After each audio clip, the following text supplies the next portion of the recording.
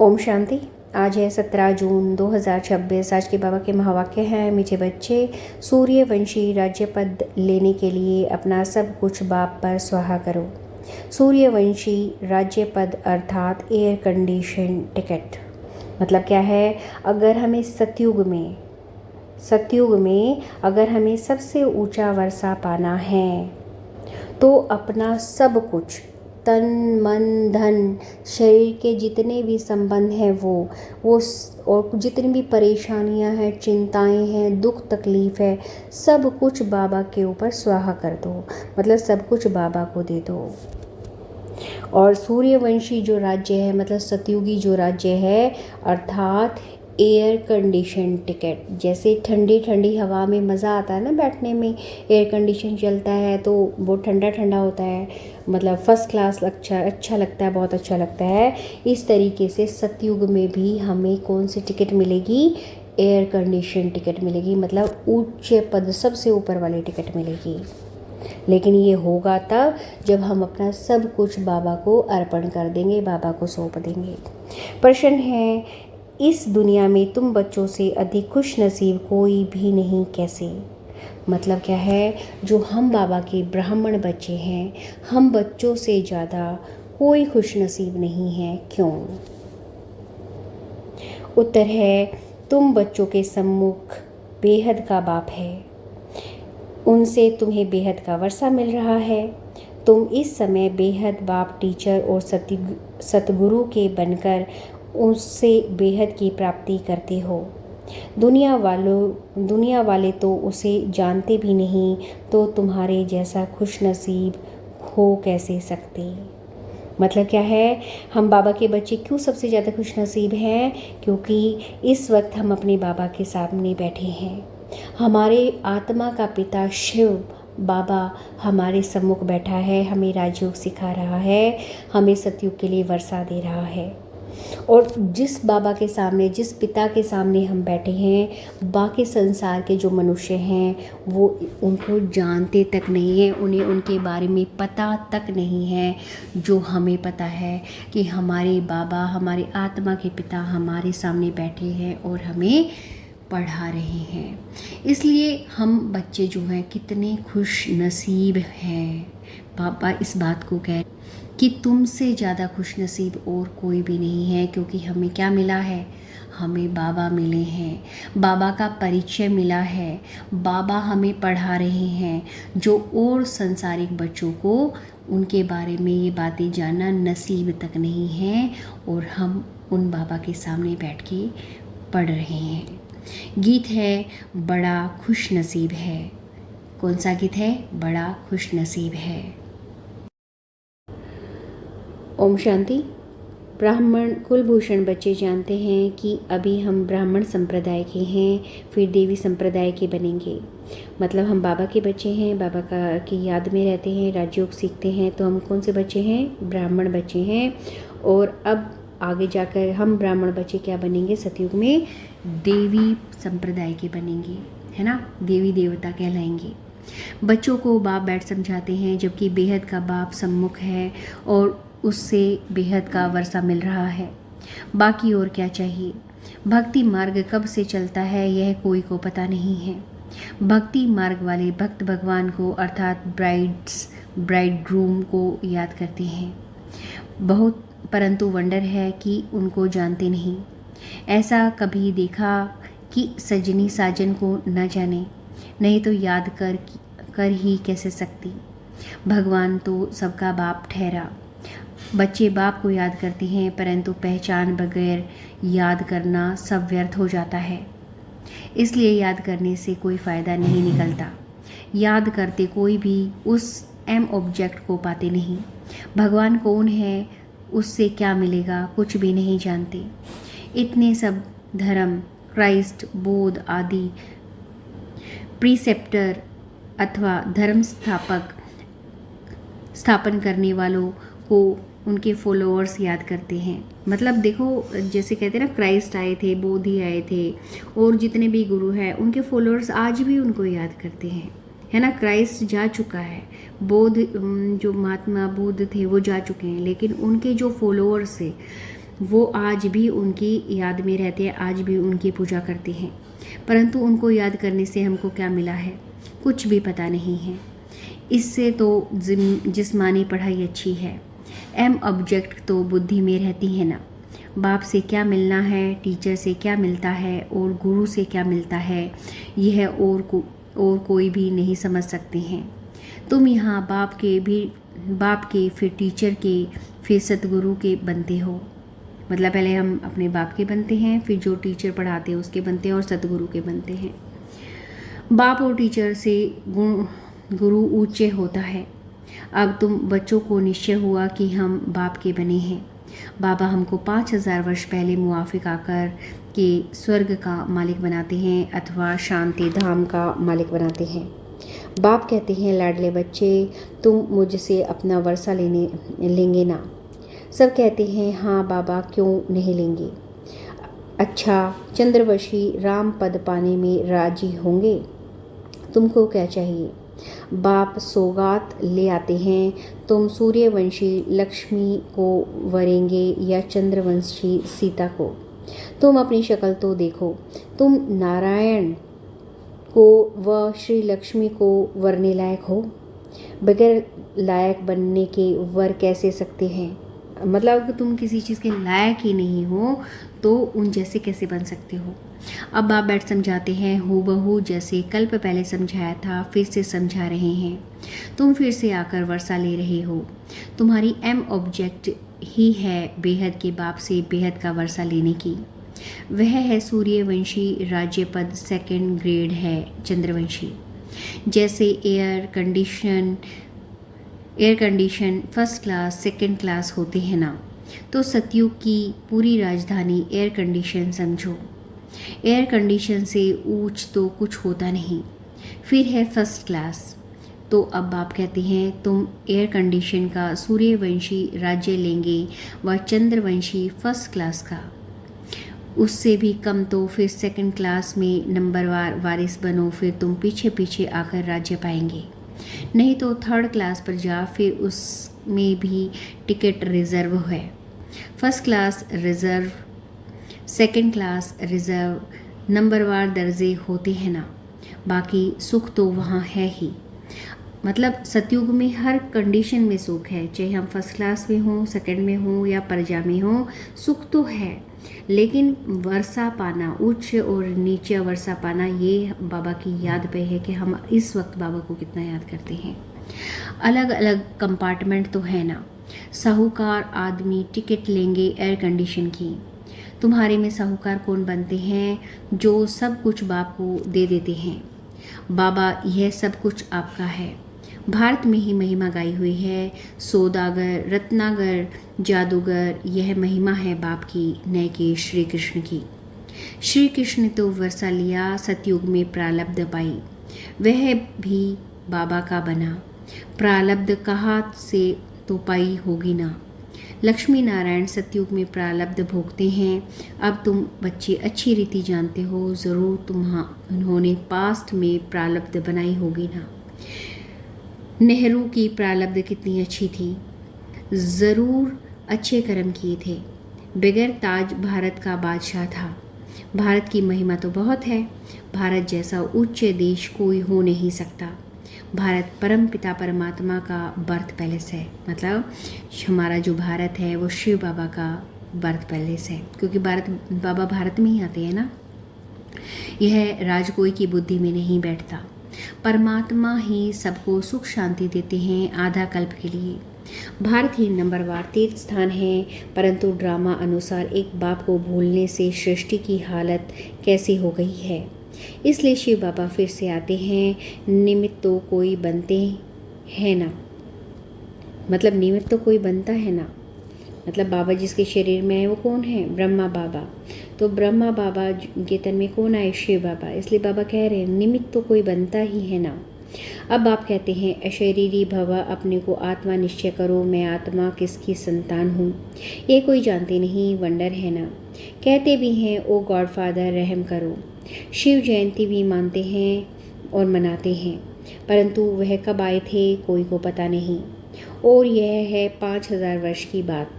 बाप ही आकर नई दुनिया सतयुग स्थापन करते हैं। सतयुग की आयु लाखों वर्ष तो है नहीं, तो घोर अंधियारा है ना। गीता का उपदेश कितने आकर सुनते हैं, परंतु न पढ़ाने वाले न पढ़ने वाले कुछ समझते हैं। बाप कितना सहज कर समझाते हैं, फिर बाप को याद करो। क्या कहते हैं बाबा? सिर्फ बाबा को याद करो। गृहस्थ व्यवहार में रहते कमल फूल समान बनो। विष्णु को ही सब अलंकार दिए हैं, शंख भी दिया है, फूल भी दिया है। वास्तव में देवताओं को थोड़ा ही दिया जाता है। यह कितनी गुहा गंभीर बातें हैं। हे ब्राह्मणों के अलंकार, परंतु ब्राह्मणों को कैसे देवी आज ब्राह्मण हैं, कल शूद्र बन पड़े हैं। ब्रह्म कुमार भी शूद्र कुमार बन पड़ते हैं। माया देरी नहीं करती। अगर कोई गफलत की बाप की श्रीमत पर न चले, बुद्धि खराब हुई, माया अच्छी तरह चमाट मार मुंह फेर देती है, परंतु गुस्से में कहते हैं ना, थप्पड़ मार मुंह फेर दूंगा। तो माया भी ऐसी है। बाप को भूल माया को 1 सेकंड में थप्पड़ मार मुंह फेर देती है। 1 सेकंड में जीवन मुक्ति पाते हैं, माया सेकंड में जीवन मुक्ति ख़त्म कर देती है। कितने कितने अच्छे बच्चों को माया पकड़ लेती है।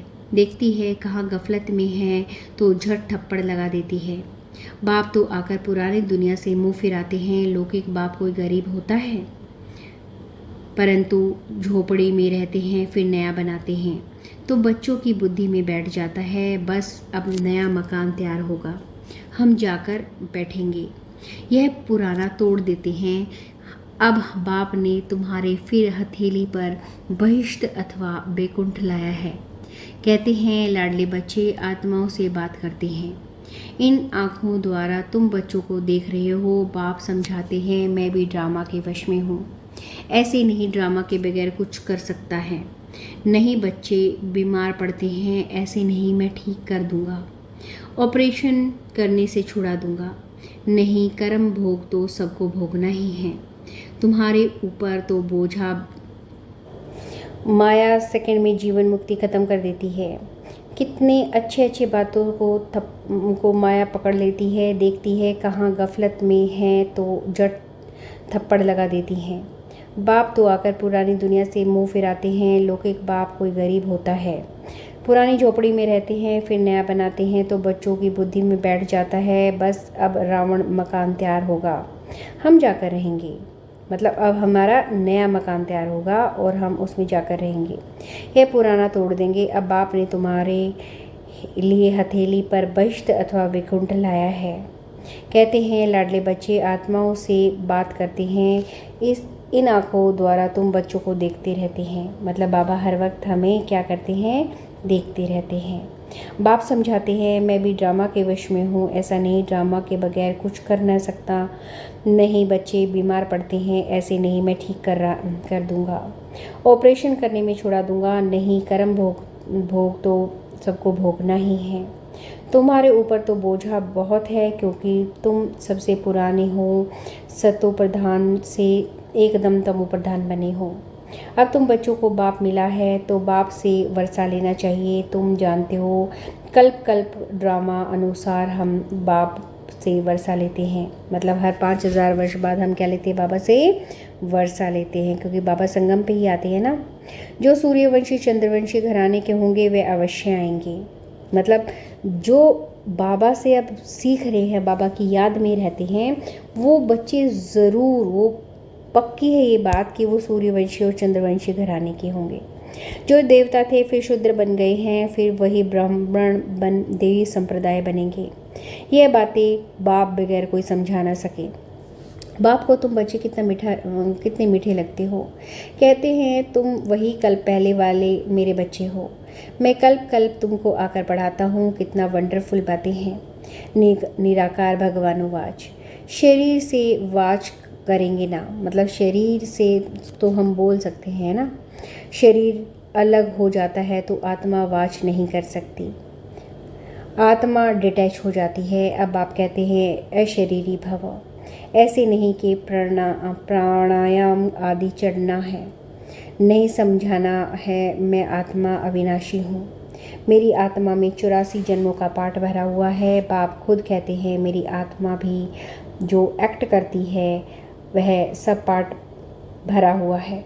भक्ति मार्ग में वहाँ पाठ चलता है, फिर ज्ञान मार्ग में यहाँ आकर ज्ञान देता हूँ। भक्ति मार्ग वालों का ज्ञान का पता ही नहीं है। कोई ने शराब पिया नहीं तो टेस्ट का कैसे पता हो।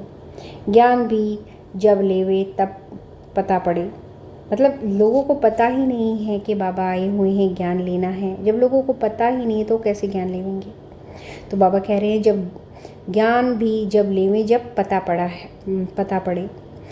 ज्ञान से सदगति होती है तो ज़रूर ज्ञान सागर ही सदगति कर सकते हैं। बाप कहते हैं मैं स्वर्ग का सदगति दाता हूँ। सर्वोदया लीडर है ना, कितने किस्म किस्म के हैं।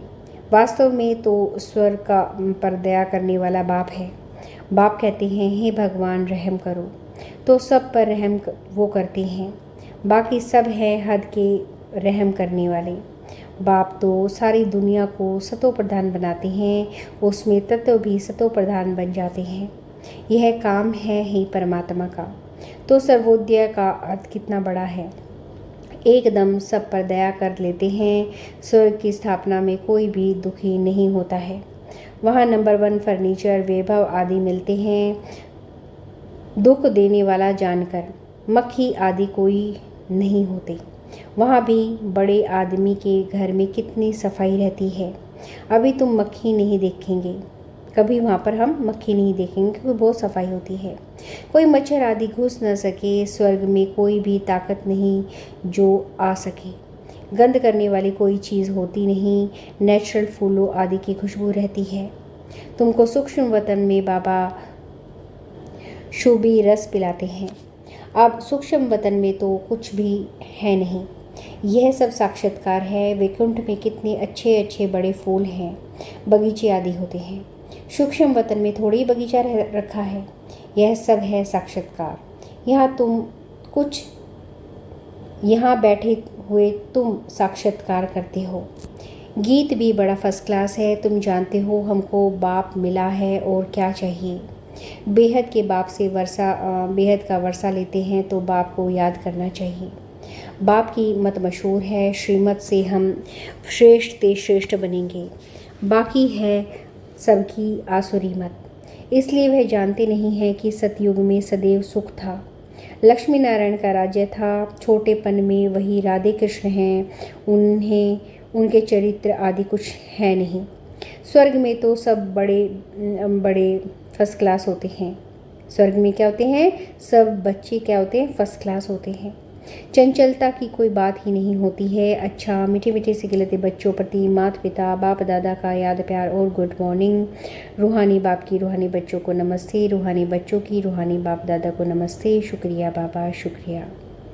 धारणा के लिए मुख्य सार है नंबर 1, जब इस पुरानी दुनिया से मुंह फेर लिया आप तो फिर ऐसी कोई गफलत नहीं करनी है जो माया उनकी तरफ मुंह कर ले। श्रीमत की अवज्ञा नहीं करनी है। बाप से पूरा वर्षा लेना है। मतलब जब पुरानी दुनिया से मोह खत्म हो गया तो दोबारा गलत बातें नहीं करनी है ना। और बाबा की याद में रहना है। बाबा की किसी भी बात की अवज्ञा नहीं करनी है, निरादर नहीं करना है। नंबर 2 है बाप पर अपना सब कुछ स्वाहा कर पक्का वारिस बन सतयुगी एयर कंडीशन की टिकट लेनी है। एम ऑब्जेक्ट को बुद्धि में रख पुरुषार्थ करना है। मतलब आपको सब कुछ, अपना शरीर भी स्वाहा कर देना है और बाबा को हर वक्त याद करके क्या बनना है, सतयुग का महाराजा बनना है। हमें उच्च टिकट लेनी है। सतयुग में ऊंचे से ऊंचा वर्षा लेना है। बाबा कह रहे हैं ना, सतयुग एयर कंडीशन की टिकट लेनी है। मतलब सबसे ऊंचे पद पर जाना है तुम्हें। और ये कैसे पॉसिबल है, जब हम बाबा को ज़्यादा से ज़्यादा याद करेंगे। वरदान है स्वस्थिति द्वारा सर्व परिस्थितियों का सामना करने वाले व्यक्त स्थिति के अभ्यासी भव। जब अव्यक्त स्थिति के अभ्यास की आदत बन जाएगी तब स्वस्थिति द्वारा हर परिस्थिति का सामना कर सकेंगे और यह आदत अदालत में जाने से बचा देगी। इसलिए इस अभ्यास को जब नेचुरल और नेचर बनाओ, तब नेचुरल कैलेमिटीज़ हों, क्योंकि जब सामना करने वाले स्वस्थिति से हर परिस्थिति को पार करने की शक्ति धारण कर लेंगे, तब पर्दा खुलेगा। मतलब क्या है, जब हम बाबा के बच्चे पूर्ण रूप से तैयार हो जाएंगे ना, अच्छे से, कि हाँ बाबा की श्रीमत पे चलते हैं, बाबा की याद में रहते हैं, मतलब कोई एक विकार नहीं बचेगा, तब ही सारा पर्दा खुलेगा, तभी विनाश शुरू होगा, बाबा कह रहे हैं। इसके लिए पुरानी आदतों से, पुराने संस्कारों से, पुरानी बातों से पूरा वैराग्य चाहिए। मतलब हमें सांसारिक दुनिया में, सांसारिक मोह माया जाल में नहीं फंसना है, शरीर के संबंधों को याद नहीं करना है, बाबा की याद में हर वक्त रहना है।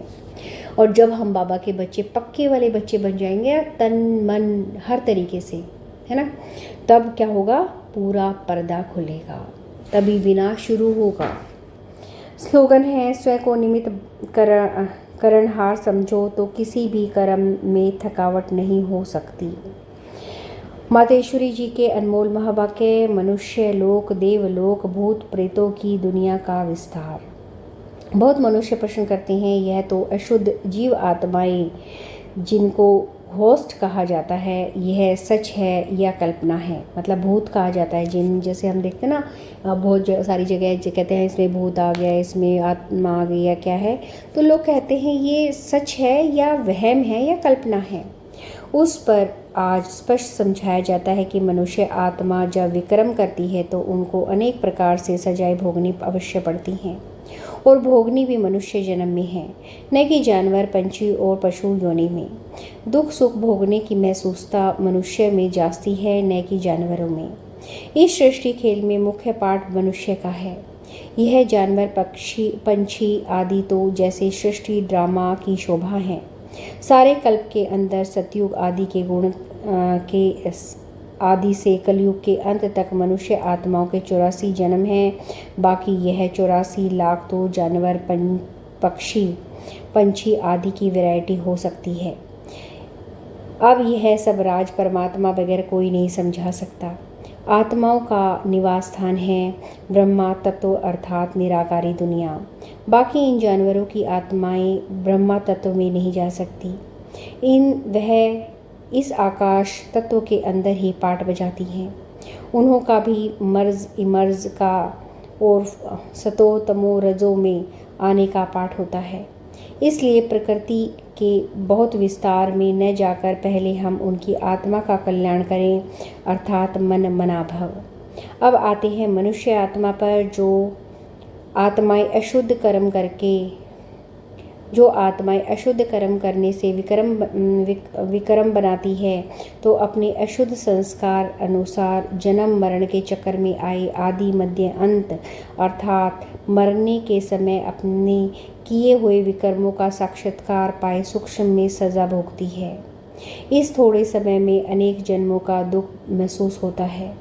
फिर शरीर छोड़ जाकर गर्भ जेल में दुख भोगती हैं, और फिर संस्कार अनुसार ऐसे माता पिता के पास जन्म ले वहाँ भी अपने जीवन में सुख दुख भोगती हैं। इन्हों को कहा जाता है आदि मध्य अंत। परंतु कोई कोई आत्मा को जल्दी शरीर नहीं मिलता है, वह आकारी रूप में इस आकाश तत्व के अंदर घोस्ट बनकर भटकती रहती हैं। मतलब भूत बनकर भटकती रहती है। क्या करें बाबा, बहुत सारी आत्माओं का कई बार शरीर नहीं मिलता है ना, तो उस कारण वो क्या बोलती है, भूत बनकर भटकती रहती हैं। यह भी एक सज़ा है, अर्थात भोगना है।